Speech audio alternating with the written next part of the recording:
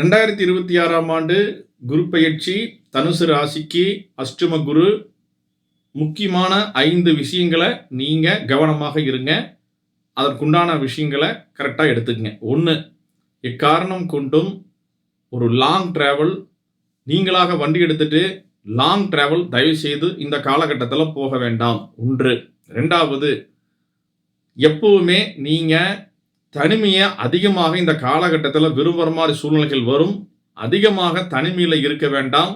கோவில் வழிபாடுகள், நண்பர்கள், உறவுகள், உறவினர்களுடைய வீடு, நண்பர்களுடைய வீடு, தேவைப்படுற இடங்களுக்கெல்லாம் விருந்துகள், மருந்துகள் எல்லாம் போயிட்டு வர்றது ஒரு பழக்கம் வச்சுக்கோங்க.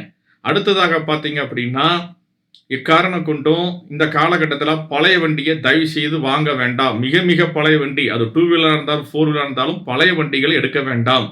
புது வண்டிகள் எடுக்கலாம். குறிப்பாக உங்கள் ஜாதக திசாபுத்திக்கு நல்லா இருக்கு அப்படின்னா எடுத்துக்கலாம்.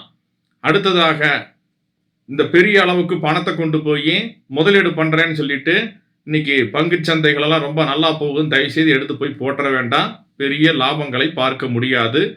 அவங்களே சந்தைக்கு அபாயங்களுக்கு உட்பட்டது அப்படின்னு தான் போட்டிருப்பாங்க. உண்மையிலேயே இந்த காலகட்டத்தில் உங்களுக்கு 8ல் குரு போகிறது, அஷ்டம குரு அபாயங்களுக்கு உட்பட்டது. உங்கள் ஜாதகங்களையும் 6, 8 பண்ணுற தொடர்பு இருந்தால் இது கொடுத்துடும். அடுத்ததாக 5வது, ஏற்கனவே நீங்கள் ஒரு இடத்துல வேலை பார்க்குறீங்க அப்படின்னா அங்கே ஸ்டக்காக இருக்கிறேன்னு ஃபீல் பண்ணிக்க வேண்டாம். முடிஞ்ச வரைக்கும் அதே இடத்துல இருக்க பாருங்க. ஒருவேளை உங்களுக்கு அங்கிருந்து வெளிநாட்டுக்கு ஒரு தொடர்பு, இங்கே இருந்து உங்களுக்கு வெளிநாட்டுக்குள்ள ஒரு தொடர்பு வருது அப்படின்னா மிஸ் பண்ணாமல் கிளம்பிடுங்க. இதெல்லாம் முக்கியமான பாயிண்டாக எடுத்துக்கங்க. நான் A to Zன்னு இந்த பிறந்த குழந்தையிலிருந்து முதியோர் வரைக்கும் பேசுறதில்ல. இந்த 5 பாயிண்ட் மட்டும் கவனிச்சுக்குங்க போதும். மற்றதெல்லாம் உங்கள் ஜாதக திசாபுக்திகள், கிரகநிலைகள் தான் பேசும் அப்படிங்கிறத புரிஞ்சுக்குங்க. தனுசு ராசிக்காரங்க, இதுதான் நான் உங்களுக்கு சொல்லக்கூடியது. நன்றி. நமசிவாயம்.